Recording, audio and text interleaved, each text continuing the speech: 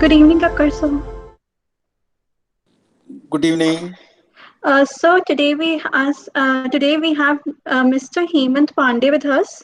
Good, He's a very good. 2016 pass out and he has done his MS from Stony Brook University in New York. Very nice, very good. And is currently working in Salesforce and has past experience of Amazon, Tesla, and We welcome him to the to educate our friends, his juniors, how to go about when they want to go abroad. Hello, sir. Hello, Hi, Gakkar sir. Hemant. I hope you remember me. Yes, of course, Hemant. Like we have always learned from you, and I'm not sure how helpful this session be, but No, no. we'll work together on this. Yes, Hemant, it's always when somebody from outside the college comes and speaks, he has more value. Students feel Right. that they are being given a little more information than what the people who are in the college can give them. So that's a normal Yeah, impression. That's okay. We that's understand. that's true. Yeah, but So but that's why. yeah, Yeah, it's please go it's ahead. just like we have always learned from you, and I'll be just passing on the same learnings to the Very students. good. Very nice. I hope the students come in time. Just wanted to convey to the students who are present. At times the students feel that, joining TCS, Infosys, or these companies will not help Wipro, Accenture, and all. I want to tell you about a story about a young student, now, of course, young lady. She, in 2008 batch, she was a topper of CSC, and she joined TCS. After that, Mhm. she went to various companies, and last year till 2 years back, she was with ZS Associates. Today, Right. she is director in Deloitte. Very nice. Our alumni. Another alumni of 2008 batch, same batch, he joined again TCS and then shifted one or two companies. But he stayed in each company for more than 3 years. Hmm. And after that, now he is vice president PwC in Canada. Right. And of course, the lady I'm talking of, Navneet Makhni, she Hmm. has in through ZS Associates, she has served in US for 3 years, and now she's joined Deloitte as director. So Very good to what hear. I'm trying to say is that our what is written in our hands, what God has Hmm. destined for us, we do not know. Therefore, we must grab all the opportunity that we get, but we may keep working on it. Yesterday, we Right. had a session with the students who are the entrepreneurs. There was one student from Triple E who got through to Accenture. Then he got Amazon, and then he started his own endeavor, and he is now into solar energy space, and his company now is 1,000 crore. Hmm. He didn't think that he will start, and he is from a Yeah. very humble background. He says, my parents used to tell me, no, you are getting a job, you take a job and you settle down and all those things. But he says, then I thought, let me try. Similarly, there is a student of ours, Arushi. She got selected in Microsoft at 43 lakh. She didn't join. She Right. went to US to do her MS. Yeah. She did her MS, joined ZS Associates, and she has come to our college for recruitment. In fact, this 21 batch, she has interviewed, I think, around 40 students of ours. Hmm. Yeah. She took Yeah. the I technical I interview of that. I So, know her. Yeah. so what I'm saying, I'm trying to tell the students, not you, that Right. you see, what is written in our fate, we don't know. If Yeah. we have to, at times we say, Nini, this company is in Chennai, how will I go and work there? The food habits, this, that, all those things. But then when we tell their parents or then the students, sir, your son is going to US now after this. He said, hey, okay. I said, Chennai was 2 hours away. You didn't want to send him. You had apprehensions. And New York, you are prepared to send just because it is New York. He said, nahi, sir, wo to phir farak hai na. I said, yaar, Coimbatore, Chennai, Bangalore, you have problems. Or Hyderabad. Bangalore, they don't have generally. The problem is generally with the, Hyderabad, Coimbatore and Chennai. So anybody who gets selected there, he feels, oh, मेरे तो दाल में नमक बहुत ज़्यादा हो गया है, और या कड़वी हो गई है. But let's not feel that way. If God has destined that you have to drink water from Chennai, even Brahma cannot come and stop it. You will have to go there because water cannot come from there, and neither can air come from there. So you have to go there. Like you have gone abroad to do your study. You probably thought that I will do it. Maybe your elder brother or your sibling, somebody must be there, or the fate must have taken you, which you will tell us now. I'm sure there must be an interesting story to that, how you landed up there in Brookfield. So, but what I'm trying to tell the students who are there now, 64 students are there, that don't leave an opportunity. In fact, some of the students who have, one more student, I'll tell you, he's a triple E student. Can you imagine? And triple E student, he's been selected by Navy as pilot. Oh. He'll be flying from a ship. Right. What he will be flying, it depends on his skill, what he acquires, whether he'll fly a helicopter or a jet. So we don't know what he'll go to do, but he's been selected. He's a 20 batch student. Last year, so he was trying. He was selected in Accenture, but then he was trying for this thing, defense services, and he got selected in Navy. That is, to my best of my knowledge, I think he's the 10th student who has joined Navy, but he's the first one to have joined the flying branch of Navy. Right. So we don't know what is in fate for us, but we must, that's what I say, open our mind. When we say from our experience, okay, do this, do that, do it. Make your full effort. And all of them who have done all these things, they started off their preparation when they were in second year. I'm not saying first year, because the first year is, you're coming from school, your college life, you see friends, this, that, all those things make, boys are interested in girls, girls are interested in boys and things like that. So you are trying to find your feet in the college. But in second year onwards, you start making your place where you want to settle down, what you want to do. And you start exploring. Then you finally, in third year, in the fifth semester, you make your mind, okay, I will do this, and let me, stress on this.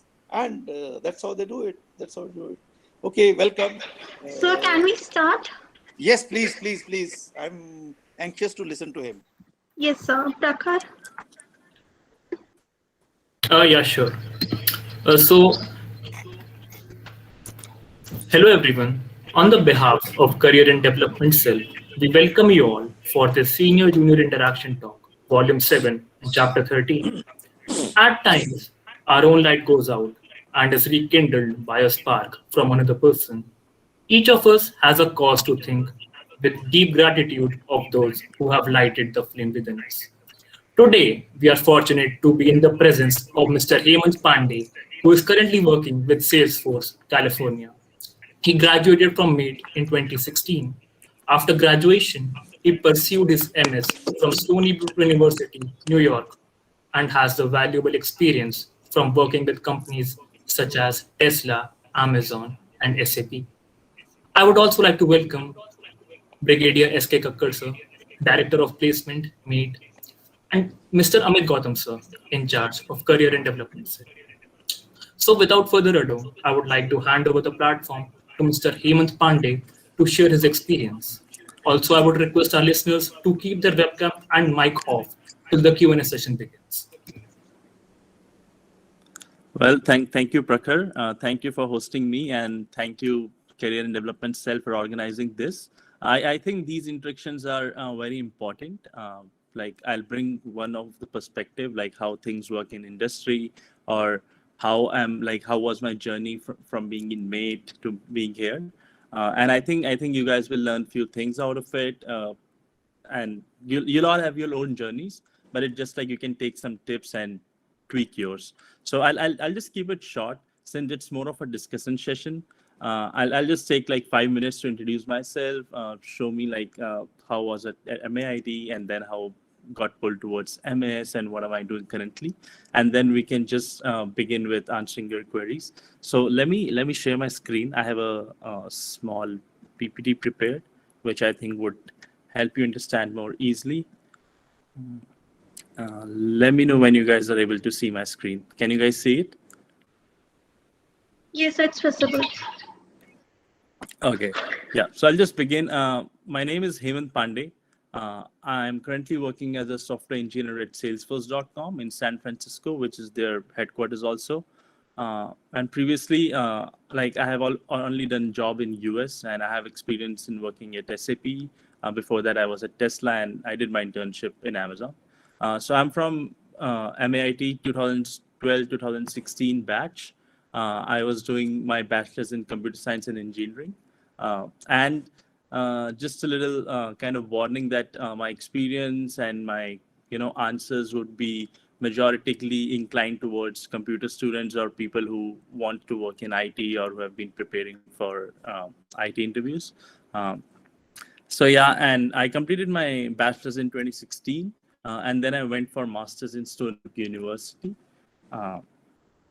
So how was my journey at MAIT? I think I'm very grateful to hundreds and thousands of things which I found on campus and MAIT. I've made some very solid friends which are still there with me. First of all, I think I was introduced to computer science. I had no background in my school or something, or I had like I don't even know like what computer science was or if I wanted career in computer science. I'll just tell you one interesting fact that I picked ECE because and I wanted to go towards electronics side, which is also really cool. But I think in my first semester, I realized that I'm more inclined towards computer science and I want a career in that.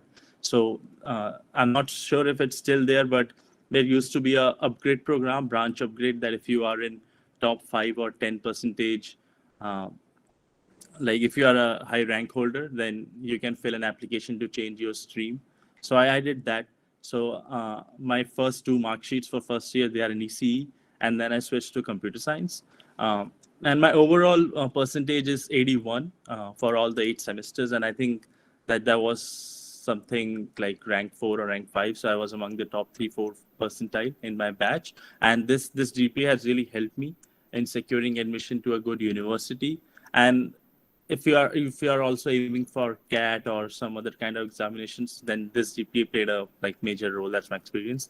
I think managing time and stress, this is what I learned at MAIT. We always make, during online forms, we always make fun how many exams in IPU university we have. But I think that they'll kind of prepare you for the real life hassles which you'll be facing in the future, maybe during your further studies or during your real life job. So that's very important to manage your time and stress. For interview preparation, I think the career and development cell at our time also, they helped us how to get prepared for the interview. There used to be aptitude tests, and we were given some coaching trainings on how to prepare, resources to study before coming to the interview, behavioral interviews. And I think Kakar sir were very strict at our time, and I'm sure he's the same now. And he'll show you discipline, which is really important in life. So yeah, just always look into him. I've been following him on Facebook, LinkedIn, and it's been really inspiring for me as well. 5, I think that's the most important: network and friends. You'll make good friendships which will last for a long time, and some of you will be like, working at good companies where, let's say I wanted to be, then you guys can help each other. That's what alumni network does. I have friends who are working at like various big companies, Google, Facebook, London. Um, and when I talk to them, they bring a different perspective into my life, and you learn from them, you have a conversation, you grow with them. That's what friends are, and that's what life is about to be. uh, some burner questions which I get asked a lot, so I'll just prepare it in PPT so it won't waste our time in Q&A. Why did I choose to do masters? I think I was very inclined towards data science, and I'll tell you a very interesting story that it didn't work out for me. I wanted to be a data scientist in my second, third year, and basically I all wanted to do MS because of that. That I'll go in data field and something like that. I have decent offers from campus as well, but since I already made my mind to do masters, gave all my GRE and TOEFL and all other applications, so I picked masters. So the reason was I wanted to go into data science. Um, what course to focus on? This is for like masters. I'm always asked. I think it depends on what you want to specialize in. I went to Stony Brook thinking that I'll do masters in data science. I picked some data science courses, but I realized that I'm not finding it more interesting, or maybe it's something like I enjoy doing it, but when I see that, okay, like how the industry is for data science, so it's not very, like very easy, because data science is something which is a very specialized field, and I was the one who went to masters carrying like 25 lakhs of loan, and I wanted a job, and I realized that there are a lot more software engineering jobs than data science jobs. And I think what I've seen, the trend here is also like the data science job, they'll sell you as data science, but mostly you'll end up doing analysis work or database administrator kind of work there. So that was one of the reason also, and also like the courses which I took, I think they were more mathematics based or something, but there was like some reason which took my interest out of it, and I ended up doing something which was very generic, which we call generic MS. This is basically, I took courses from all the fields, and I developed my skills of being a better software engineer rather than a better data scientist. Uh, how to finance your MS? This is the question also I'm getting a lot from students. So I took my education loan. I took my education loan without any collateral, which usually has a higher rate of interest. But I just wanted, like, not to involve my parents' belongings and everything in the loan. So I just took a loan, and which is like once you get a decent job in US, it's very easy to pay off your loan. I think it took me like 8-9 months to completely pay off my loan. Immigration visa hassles. I think, yeah, since I'm currently in US, I can talk about US. I think there are a lot of visa hassles currently going, especially with the H-1B lottery, because we have a lottery system here, and if you're not picked in 3 attempts, then you might have to move to Canada, or you might have to move to India to pursue your career again, which I think, since the applicants are increasing every year, so it's becoming like difficult. But I have seen some cases in which they have to relocate to Canada or to London, or they just went to India. So yeah, like it's not, the grass is not all green. There are some issues here as well relevant to immigration. Luckily, they didn't affected me yet. A thesis or non-thesis, this is something completely based on your interest. If you are like someone who is more inclined towards research, or wanted to be someone who is like very specialized in a particular field, then I think those kind of people end up doing thesis MS, which is in which you pick a particular research, work on it, write some research papers, give a presentation at the end. I did non-thesis. Non-thesis is basically for someone who is preparing for industry, preparing for job, which most like 90% of the batch was doing non-thesis MS, something specific here. Um, how Stony Brook and Masters helped me. It helped me getting a global exposure. So in computer science, in my batch, majority were Indians, but I think 30%, 25% of the people from other Asian countries, from America, and from different parts of the world. And I think when you have a conversation with them, when you sit with them, understand their culture, teach them your culture, it becomes like very diverse, and it helps you, understand different aspects of the world and grow yourself. Um, Personal growth, which I think, yeah, that's mostly about the skills I learned. My MS was of 1.5 years. I think there's a law in New York in which you have to take some credits, which was then it was very hectic because usually it's of 2 years and I had to complete it in 1.5 years. So yeah, it was really a pressure situation, and it was very hectic, especially for someone like me, because I just went directly out of college. uh, I At that time I did not know some concepts like, let's say, Git. I did not know Git, and when and I reached MS, I got my first assignment, and Git was like the basic that you have to clone something. So it was like everyone came from different universities, from IITs, and they were already well traversed with that. Uh, I know some of my batchmates, they used to do competitive programming. They were all, but somehow I was not the I was always in my subjects, which I'll discuss later, that there should be a balance of both the things.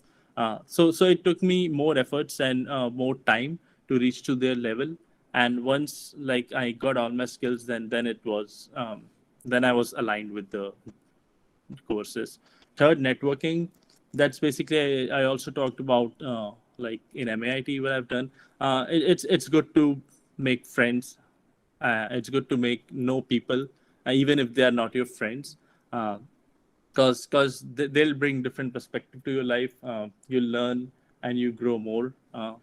So that's what, like, just discuss with different people, see what they are doing, see if that interests you, see if they can help you, if you can help them. That's networking. For comfortable salary, yeah, I think salaries in US are they're good when you compare to I think anywhere in the world. Uh, so that was also like one of the reasons. Five, cutting edge work. I think so. Currently, I'm in Silicon Valley in San Francisco, and I think like majority of the IT companies, like big IT companies, you should name Google, Facebook, uh, like say Tesla. So all their like the core work is like start just here. And I'm pretty sure in India people are also doing very interesting work. When I talk to my friends at Amazon and Uber and different companies, but I think the like major decisions they are taken here, and this starts from here. So it really feels like you're making an impact. That's also one of the work. uh, that's also a question. I think that would be the major topic of discussion, like interviewing. So I think interview comes in three stages. First is preparation, like you prepare for the interview, and I think like most of you people are currently in the preparation stage, like what to prepare, what will be asked in the interview. The second stage comes in networking. Networking is basically like how you get calls, how you get calls for interview on campus. Okay, it's like you get some on campus companies, you give their interview, and if not, like if you're not selected, then the road does not end here. There are a lot of off-campus opportunities as well, which you can explore. So, and then at that time, when your networking comes into play, if you have like good bonds with people, with your seniors, with alumni network, uh, then it's really helpful.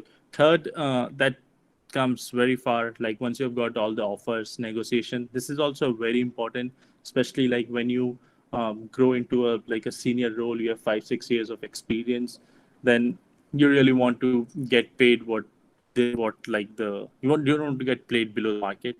So then at that time negotiation comes into play. But yeah, we can discuss that later on.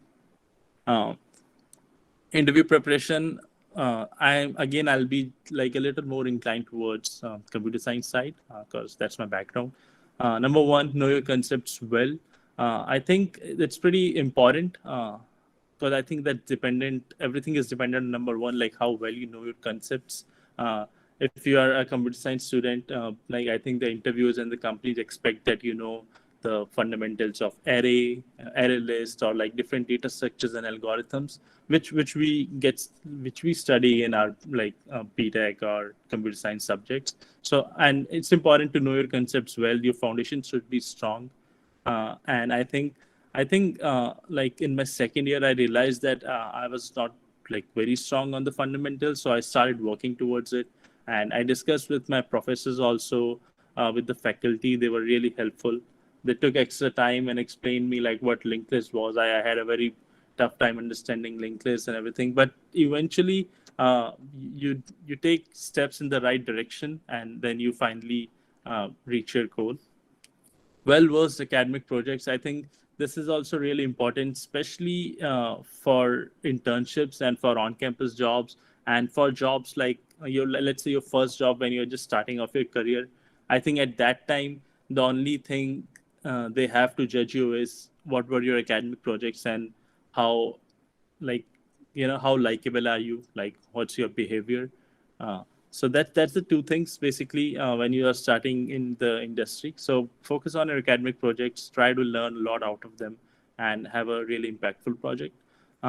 Third is Lead Code, Kaggle, CodeChef, HackerRank. All such platforms, they kind of help you practicing more towards the algorithmic approach, data structures. Keep your foundation strong. Practice on these platforms. Uh, Currently, like most of the companies, Amazon, Uber, or like if you say any of the companies, like even Accenture, they usually focus on these like data structure skills and algorithmic skills. So just go practice on these platforms. And I think this, I again like lay on this, that this is this like the most important point when you're looking for a new grad job or for an internship. um, Number four, system design and analytics at scale. This is something which is not relevant currently at a new grad level, but when you grow in the career, let's say 3-4 years of experience, and you're preparing for interview, then this round comes into play. System design is basically how you will design a system, which you will get an idea when you're working in industry, that okay, let's say my system is to be used by 10,000 users, how I'm going to design it. If it is going to be used by 1 billion users, how I'm going to design it, what components change, and how can I make it more scalable across different people. So these kind of questions come across when you are at more senior level or when you have some experience. Five is culture fit. This starts from now. Culture fit is basically how likable you are, how easy you are to work with. If I'm interviewing someone here at Salesforce, I always make sure that if I want this guy to be in my team, that if I enjoy working with him, like it's not just about like sense of humor, but you get an idea after having a conversation for 1 hour, like is this something who fits in our culture? Is this something the guy who I really want to work with? So that's really important.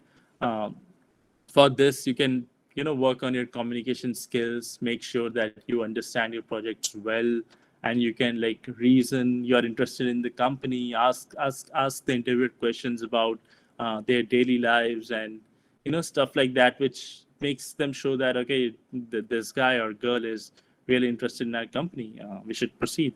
uh, how to get interview calls. This is something really important, and I also had a lot of questions about this when I was in my bachelor's. I think MAIT has a very good placement cell, which brings in a lot of companies, especially in our batch. And I think things have been improving every year. I've been following on LinkedIn and Facebook, and I think a lot of people are getting offers from good companies like Amazon. And as Kakkar sir said, like when you're starting your career, you don't have to like worry about that. Okay, I have to go to Amazon, Uber, or start my career with a 20 lakh salary or something like that. I think when you start your career, it's just the first step. Whether you take it light or whether you take it big, eventually I think every one of us are having their own timelines. So even if you are joining a consultancy company, it doesn't make you any less. I think the goal should be to learn more.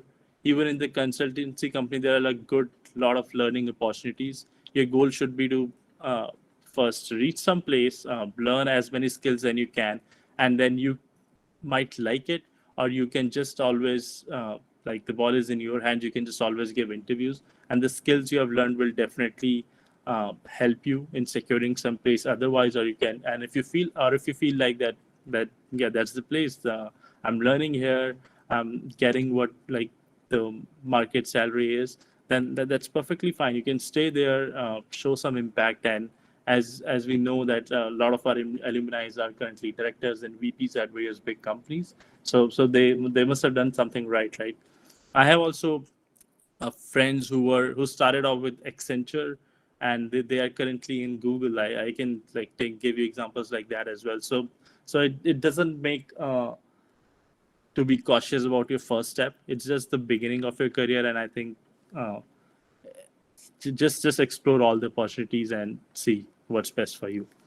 Interview calls, I think that this is a little about off campus and how I did during my masters. So referrals, I think that's the best way. We have a strong alumni background working at different companies. Reach out to your seniors, show them how interested are you in positions, and they'll definitely help. That has been my experience. There are a lot of our seniors in New York and California also, and they really helped me getting good interview calls. Uh, One of our senior basically referred me to sell Salesforce, which I got. So yeah, I'm the perfect example for that as well. Uh, LinkedIn, keep your LinkedIn profile updated. There are a lot of job opportunities coming there as well. Recruiters are also looking because job market is really hot right now. So keep up, like your LinkedIn should be up to date, and it should be something that stands out from other people. Email recruiters. You'll find recruiter email IDs on LinkedIn or from some of your batchmates who have been getting calls. Just cold spam recruiters doesn't make any harm. Like that has been my experience. When I was looking for my first job here in US, I think kind of emailed like hundreds of recruiters. Out of hundreds of recruiters, 10 recruiters will reply, 5 will give you interview calls, and you'll crack 1 or 2. So the ratio was like 1:100. But I think you can just like, you don't have to worry about what the recruiter will think or it will bring you a bad name. Just do your part and just ping. Career fair, that's usually something uh, happens in US in universities, because here the on-campus placements are not very common. Like companies don't come in, but there's like a fair once in a year in which companies came. You'll share your resume, have some chit chat with them, and then you get interviews calls with them. So that's something which is not applicable. So yeah, that has been my journey and has been my experience currently. Here's my email. If anyone wants to discuss more or have some more questions, here's my LinkedIn profile. You can connect with me LinkedIn. I'm very active there. And yeah, that's it. I think we can start with the QA now, and just feel free to ask whatever you think. I'm gonna stop presenting. Sir, I have a request. Can you show that slide again? Okay.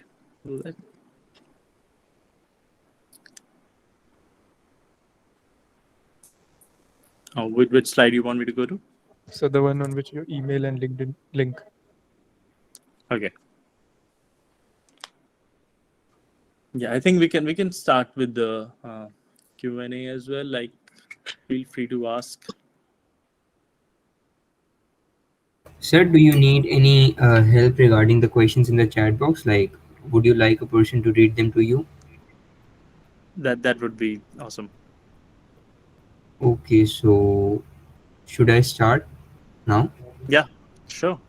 Okay, so Manav Sethi asks, what is the current state of DevOps roles for freshers in the industry?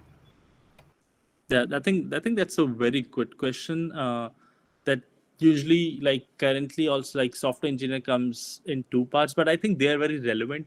Because I at Salesforce, I'm a full stack developer here. I write backend code, front end code, but I always end up doing some kind of DevOps work also to deploy something, because the industry is moving fast. Everything is on cloud now. You have to have some knowledge of AWS, Google, Azure if you want to keep up to date with the technology skills. So but I think it's easy, and I've seen in my company there are like a lot of DevOps focused role, but I don't think there's a position like new grad DevOps. Basically, you are hired as a software engineer. You give the same round of interviews which a software engineer does, and when you start your job, you can basically move towards DevOps if that's your side. But I think the interview experience is going to be the same. You'll be asked data structures, algorithms only in the DevOps role also, because basically, like for a new grad role, companies are not seeing like what skills do you have or like what you can do. They're basically seeing your problem solving approach, like because you are bringing a fresh mind and a beginner's perspective to the company. So they are basically seeing that if you can solve a problem, be it DevOps or be it good engineer, and I think if you're a good software engineer, you'll be a good DevOps engineer and vice versa. So but yeah, I think the interview remains same for both the roles. Sir, Manav Sethi would like to interact with you. So can he? Sure. Yeah, Manav, you're up. Hi, sir. Yeah, I was the one who asked the DevOps question, so thanks a lot Hey. for the answer. I have an active interest in backend as well as DevOps, so Mhm. that's why I asked like, what is the current situation if I apply as a DevOps engineer in some company? I That's think I the think main. if you think you have like the right skills, I think you should definitely go for it. Uh, I think DevOps is something which is really emerging in India. A lot of like DevOps engineers I work with, and I think they've been really helpful because I think all the companies are investing more and more on infrastructure, and it definitely has a like a bright future, and it will give you skills which are transferable and which will be very important in industry like cloud skills or containerization, deployment, Kubernetes, all that stuff, which is fairly very new, and a lot of people not know about this. So I think if you have the skills for that, uh, you should definitely apply, and there's always no harm applying. You can like always apply and try your luck. Thank you. Sir, Mr. Siddhant Thakur would like to ask, how can we apply for jobs in USA? Uh, yeah. So, hi Siddhant.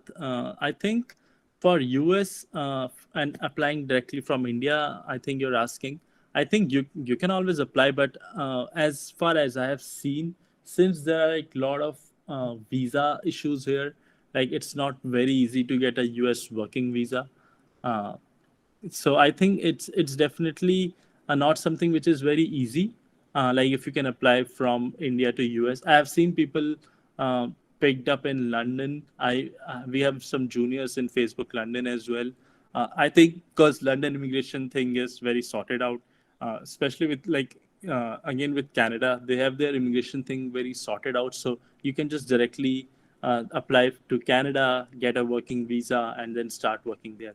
But I think for US, there's a lot of scrutiny, and then there's a lottery system. So you can always apply, but the chances are very less that it will be a successful application because they usually see, okay, we have to bring this guy from India. First of all, you have to be like a very supreme and elite and very strong in all your skills. So they'll at least consider because the immigration cost is very high if they are hiring someone from India. So I think the chances are very bleak uh, just because of the immigration issues, nothing else. So yeah. Sir, the next question is from Miss Anandita Gautam, and she would like to Mhm. ask if you went for admission consultancy for masters abroad, and if yes, was it worth it, and how was the experience overall? Yes. So I'll tell you my experience. I went to Scholar Strategy, and I was referred by one of our seniors, which Kakar sir was saying, Arushi Arora, like she's in GS and who came for the interview. So she kind of uh, referred me to Scholar Strategy. That's for my SOPs and my like LOR reviews and my university selection. So I took that. It was really good experience with Nishta, like the CEO of Scholar Strategy. So I think that was really helpful in my case. But I have friends who did not take any consultancy help, did everything on their own by talking to their friends or from their alumni, and they were also good. So it all depends on you. My experience, yeah, I took from Scholar Strategy. The next question is from Mr. Indrakant Dana. Do you Mhm. have any good tips for scholarship part from universities? Right. So I think like not all universities give you scholarship. I applied to 10 universities and I was picked up by 4 or 5 universities out of those 10. And I got scholarship in like one of the universities. But that's basically, they have like a scholarship program and which they give to like 30 or 40% of the admits which they will make. But if you are talking about some industries which are, like uh, tier A or tier B. I'm not talking about MIT, Stanford's. They won't give you scholarships ever. But even like let's say Stony Brook universities, they don't give you scholarship. I have one classmate who had GRE score of 340 out of 340, and he was also not given scholarship. And no one from the batch was given scholarship. But if you go in universities like let's say Rochester or Rutgers, so they give universities to in the like they give scholarship to 60 or 70 of their batch admits. But I think the one another reason is that Stony Brook is a public school. It's a government sponsored school, so the fees is already very less. So if you'll compare it with USC, which is a in which you have to spend some 60 or 70 lakhs for your MS, and if even if you get like a 10% scholarship, that would again be twice as Stony Brook. So not all universities give it, but yeah, you can always get TA or RA opportunities once you land in the university. That's something which will really, help you in managing your cost and managing your loans.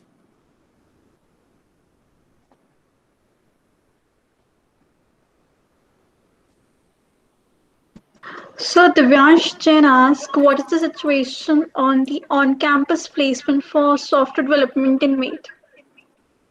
Yeah, I think the advantage as we discussed. So I think a lot of companies like visited MAIT and a lot of big names. Even if you see like Infosys, Accenture, I think they are a very like a decent way of beginning your career.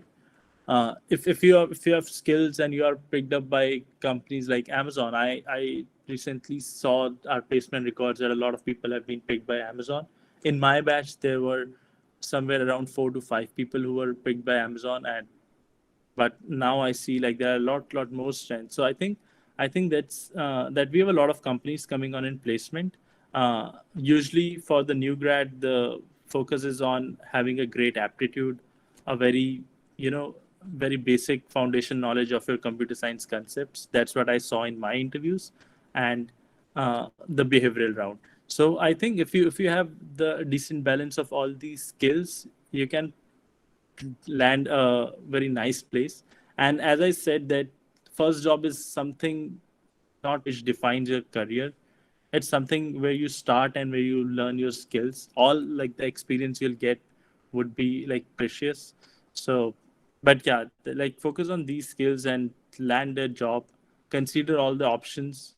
Apply to off-campus opportunities as well, on campus as well, and then see what's best for you and go there.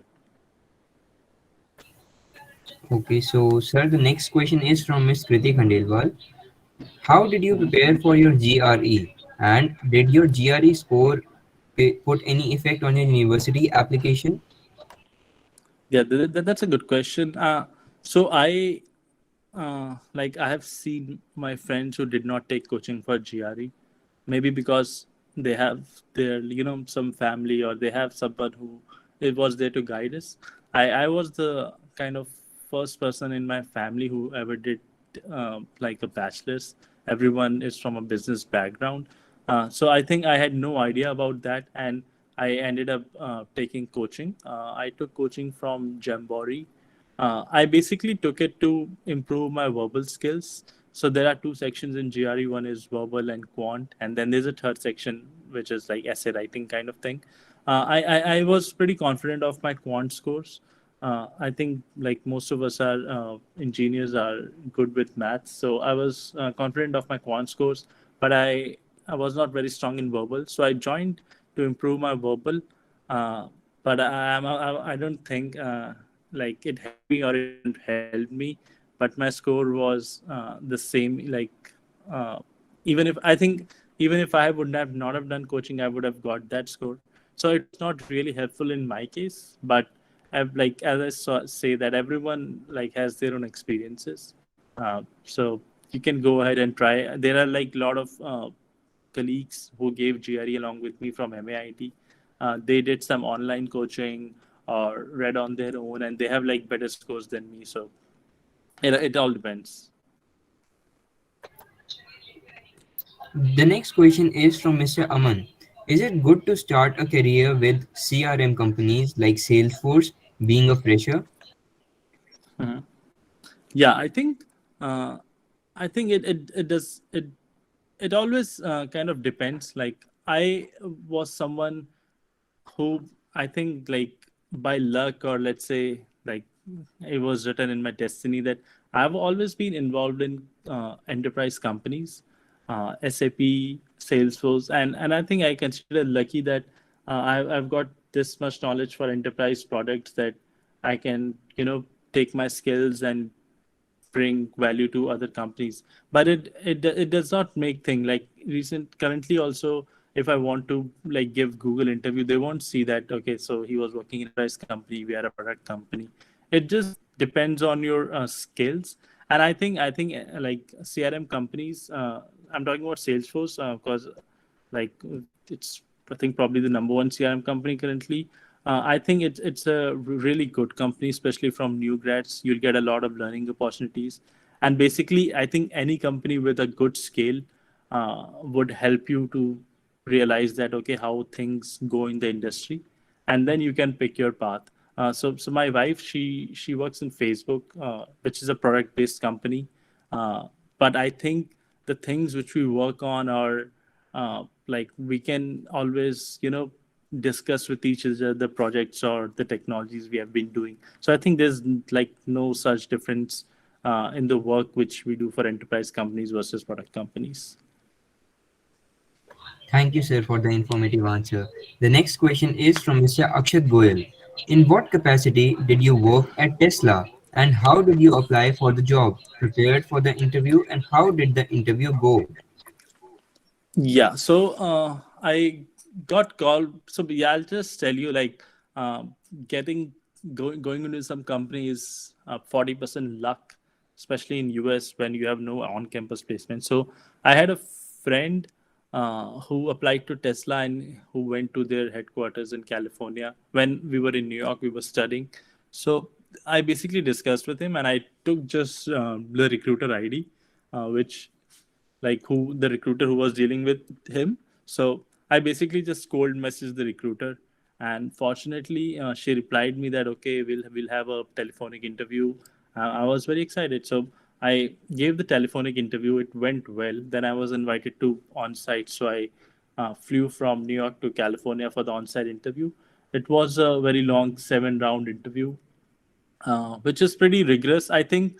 And Tesla's interview was also like a little different than the interviews you'll see generally, because they do test your algorithmic data structures knowledge, but I think they also kind of focus more on the culture, because Tesla has a very different culture compared to the rest of the companies, and they'll like try you very hard in realizing that if you felt in their culture or not.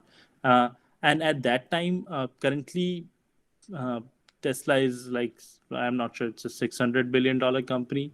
But when I interviewed there, it was like a 50-40 billion dollar company.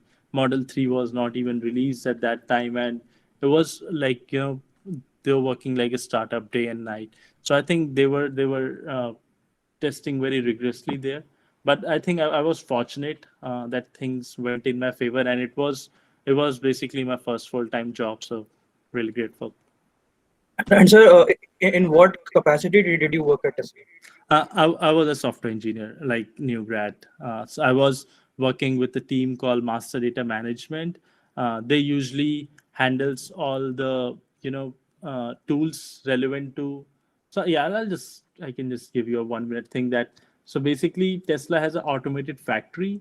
Like when they make a car, there's no person involved. It's all machines and robots and everything, which and that factory is connected to a ERP system, which basically has a like a database of so model X, what car parts are being used in model X. Okay, this is being taken from this vendor, this is our bill.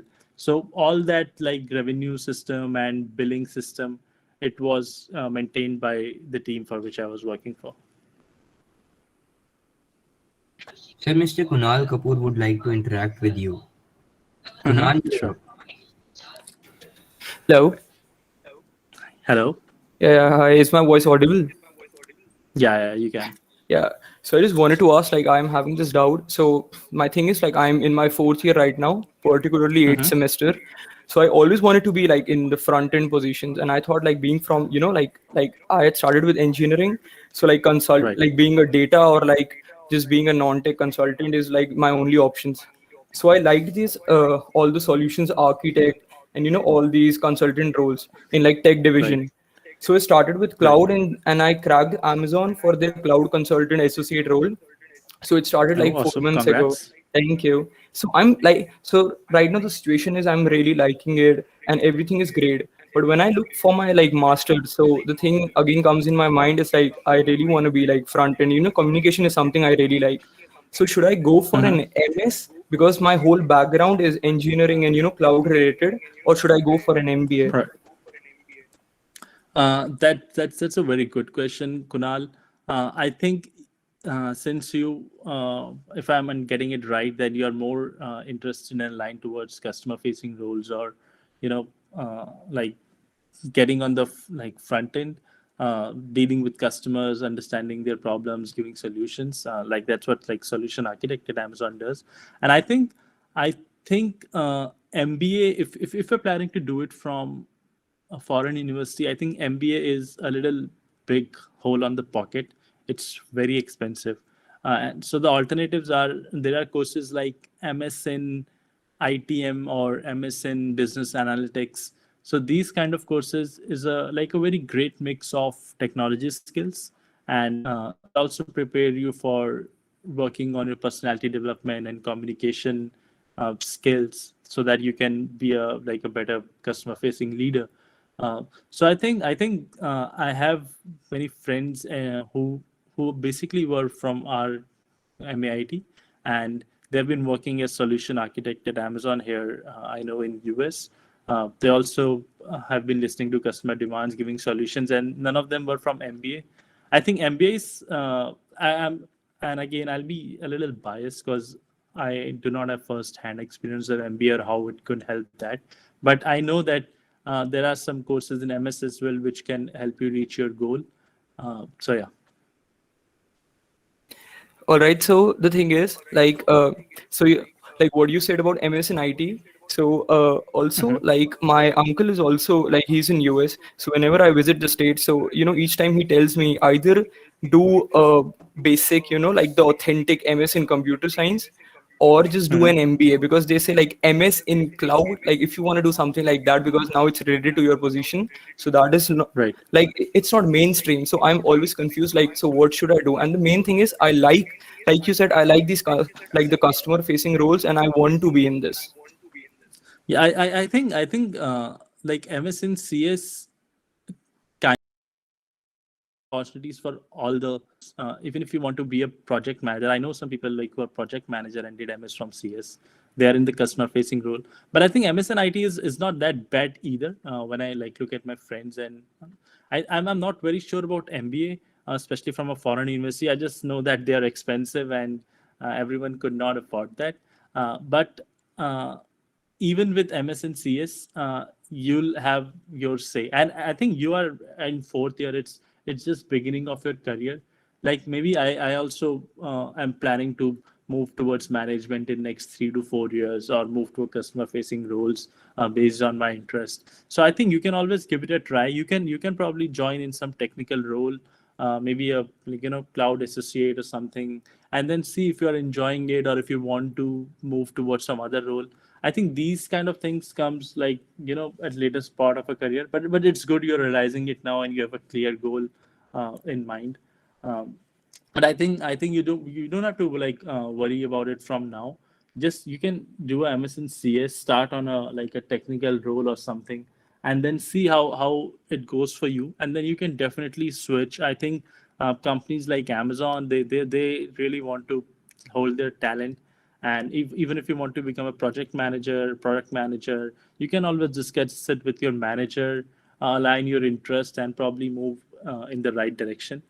I think that's what currently I'm exploring both the architect, like if I want to see myself as an architect, if I want to see myself as an engineering manager or maybe a product manager. So I'm also in that exploration phase, and I am in this phase when I have an experience of 3-4 years. So I think it's too early for you, but it's good. Your goals are very loud and clear. But I think yeah, you can explore this with MS and CS as well. But if you are something who is very solid on that, okay, now I want to be in a customer facing role, then I think MS and IT would give you edge because it will help you. MS and CS will delve your technical skills, and you have to start your career as a technical guy, and then you can probably move. But in MS and IT, I think you'll already have some skills which will be required for that role. All right, thank you so much. And like I have just one last question.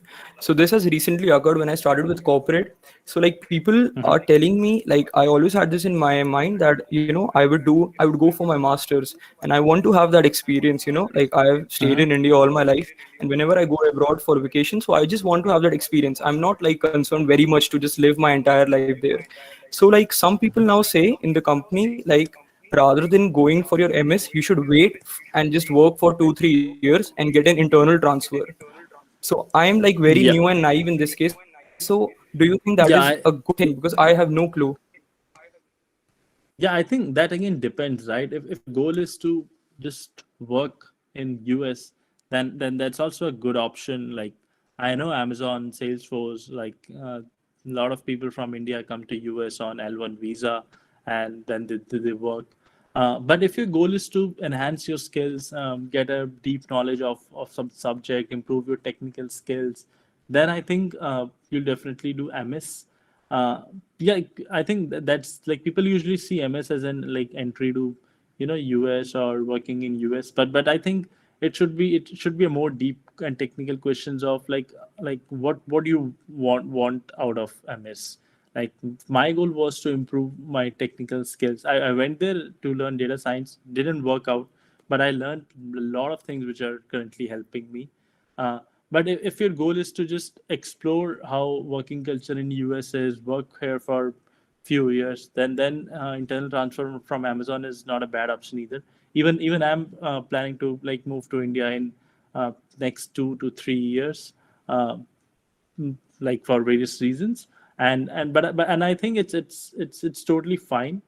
You can explore all the routes. It just depends on what do you want from MS. If it's something you just wanted to be a for the job in US, then I think Amazon would have internal transfer in next 2-3 years. Of course, you have to be a very good engineer, top performing, so that they can send you to Seattle.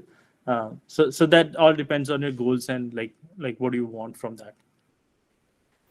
All right, thank you so much, Hemant. Sir, moving on, Mr. Lakshya Sharma asks, how important is experience for MS abroad? Yeah, that's a good question, Lakshay. It's really important, but I think usually the universities uh, they, they have a kind of chart sheet in which they give you points for experience, GRE score, TOEFL, CGPA in college, extracurricular, and all that stuff. And every university has different criteria for this, just like we have in MBA in CAT. Uh, So I think like in my batch, there were 25 to 30% of freshers, just like me, who had no experience and like they were doing really good. They got admit. I think work experience would make a difference, but it's not something which is a deal breaker. There are like a lot of universities you'll see, like let's say Stony Brook. So they focus more on how your acads were, or like were you standing out in some of the things in your college, so they focus more on this. There are some universities which will focus more on your GRE score. There are some universities which are work experience oriented or research oriented. So you'll have to do some research, see how the the past admits or like the their pattern is, and then you can but it's definitely not a deal breaker. I see a lot of freshers doing MS.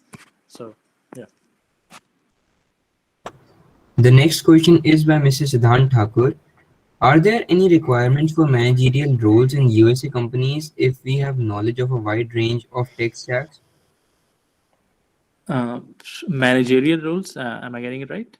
Yeah. Managerial roles if we have a knowledge of wide range of tech stacks. I think there are always like lots of opportunities for managers. I think I still feel like companies is missing a lot of good managers, and most of the managers currently we have in tech companies, like the companies I've worked on, uh, they are past engineers. Like none of them, like none of the my managers who are like working with me or the past managers, they had MBA.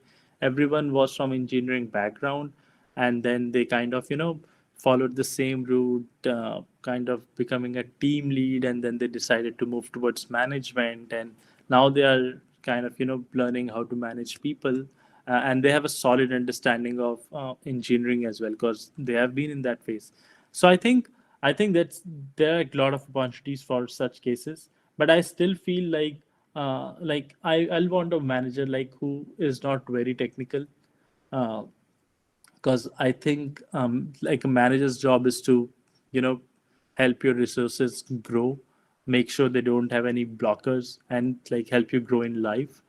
For technical things, you have your architect, you have your team lead, but in tech companies, you'll see a lot of managers who uh, are involved in design or technical, because that's their background, right? They can't just go away from this. They find interested in doing this. It's just manager because of their situation, or maybe they just enjoyed it.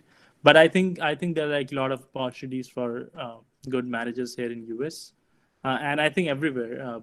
I always feel that the world is missing good managers. So yeah.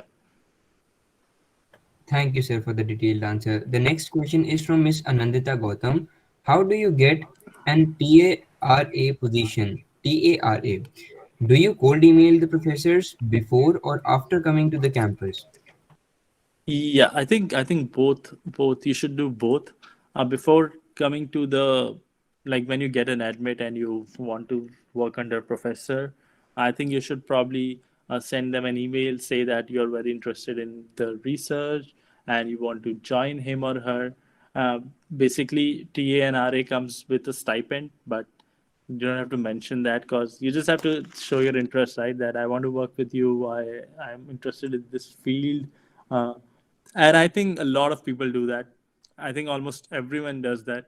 uh, and but I think TA and RA, it's not very something very straightforward.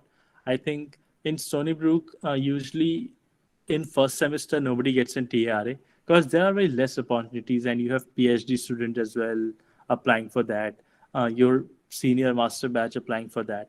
So I think in Stony Brook, after first semester they look at your GPA, and then they'll give you some TA and RA based on the interview. So I think if you have a very decent 3.9 or 4 GPA in your first semester, then you can definitely apply for TA, RA, and you can also cold message recruiters after getting the the recruiters, the cold message the professors after getting the admit. That also works.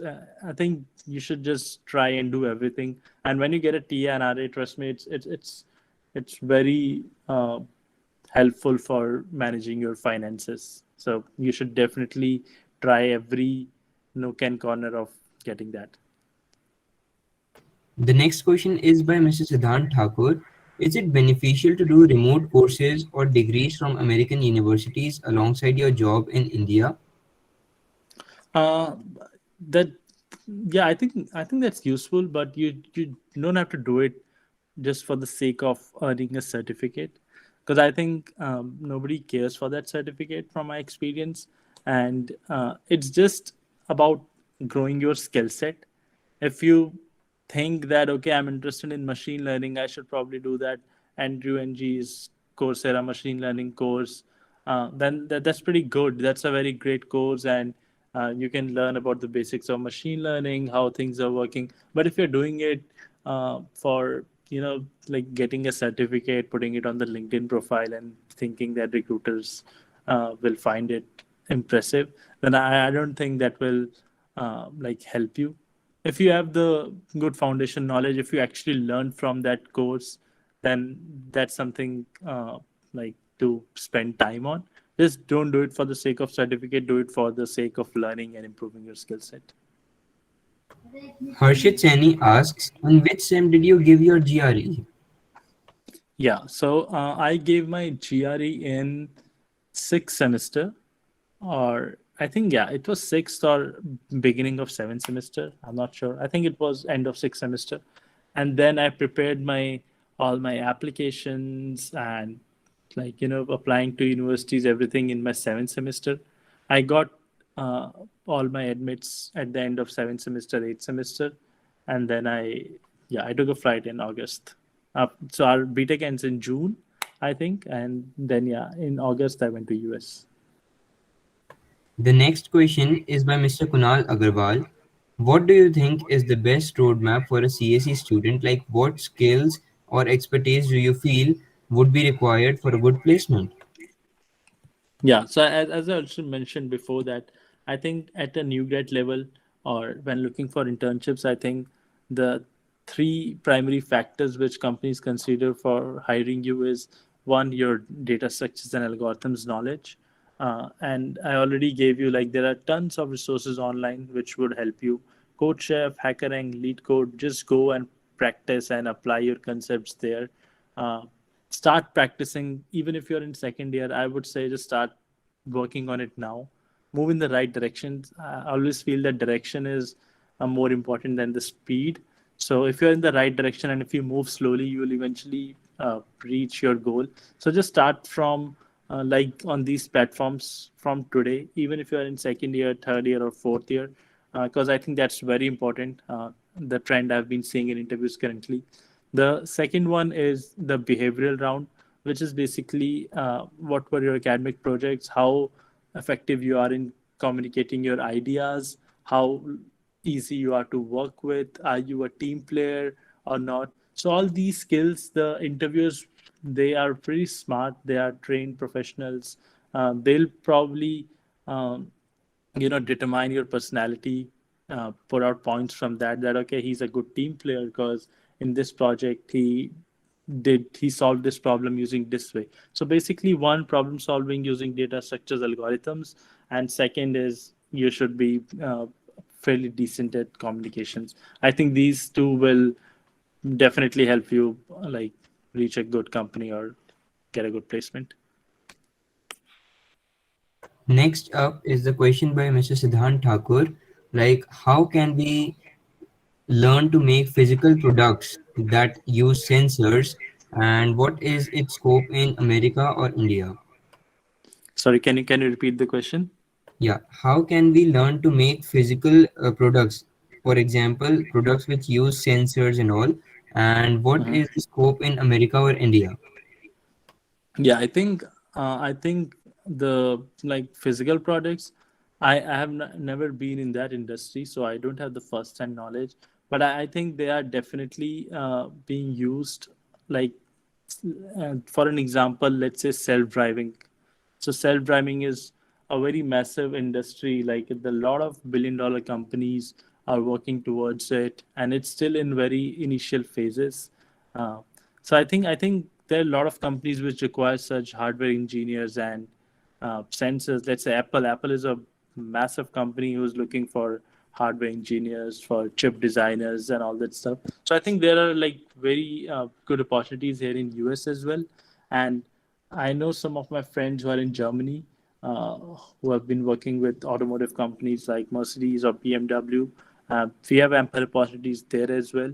So yeah, I think that's a good field to be in, but I just can't lay very specific information because I don't have an experience in that. Thank you, sir, for the answer. The next question is by Mr. Dipesh Mehta. Apart from DS and Algo, what topics does one need to be well versed in for interviews? Yeah, I think uh, it's not very mandatory because I don't think system design gets asked a lot in new grad interviews, but it's better to be prepared, right? It's like what if you get asked? Nobody knows, so it's better to be prepared and have something. So I think there are like a lot of resources. Educative.io, that's one of the websites which I follow for my system design interviews. You don't have to very dive. It just get an idea of how, let's say, Instagram is designed, like what components are there. Of course, it's like Instagram is designed in a very complex way. Like thousands of engineers are working on it, but you'll just have a get an idea that okay, there is something called load balancer which does this. There is something called cache. There's something called uh, replication, sharding. All these concepts, you should just have a little idea about these. That okay, these are some concepts which are widely used in industries. But I think the primary thing is data structures and algo. But just be prepared if you get asked. That will always add to your bonus points if you know about sharding. Because if a new grad here, if I'm interviewing some new grad and he knows about distributed computing, then that's a very plus point for him in my case. Thank you, sir, for the answer. The next and the last question is by Mr. Pradyuman Singh. Does internship with top Fortune 500 companies help in job placement or master's opportunities outside India? Uh, yeah, I think they would definitely help. Having a strong brand name on your resume, it would like always help you because if someone has worked with, let's say, Amazon, then it kind of gives you an idea that like he is well versed with the tools and the processes which are being used in Amazon. So when you join an industry, uh, it's not only about your technical skills. You have to work with a team. You have to justify the business you're working with. You have to understand the processes like agile and everything, like how a software is being developed. So if you're working at a big company, then it gives the company's idea that okay, he's well versed with all the processes being followed in those big companies, and can probably bring the same skills to like our company and help our processes and grow us. So I think that would definitely help. From outside the India, again, as I said, uh, that depends on visa situation, especially with COVID. I think a lot of things are going to change in future as well. But I have seen people getting jobs in Singapore, London, Canada, directly from India. And we have a lot of seniors. If you go on LinkedIn and put a filter of ex MAIT currently working in Singapore, you'll find a lot of seniors. You can probably go and message them that what has been their experience. But I think a good brand name would like definitely help you eventually.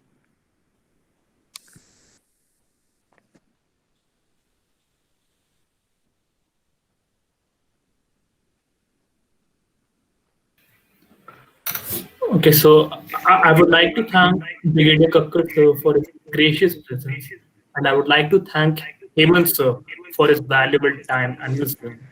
We are very delighted to have you here, and it is very proud to see our senior doing great in his field. Thank you Yeah, all for joining me. thank you for hosting me, guys.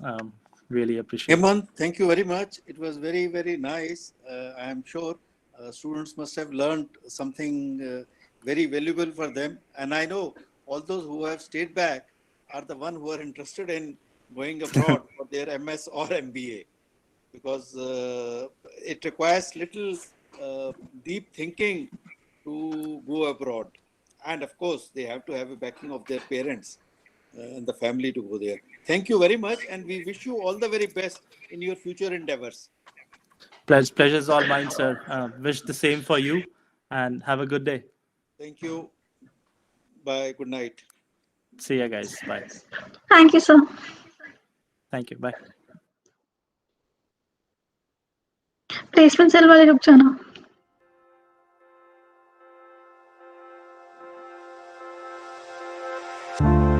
Placement cell coordinators, please stay back.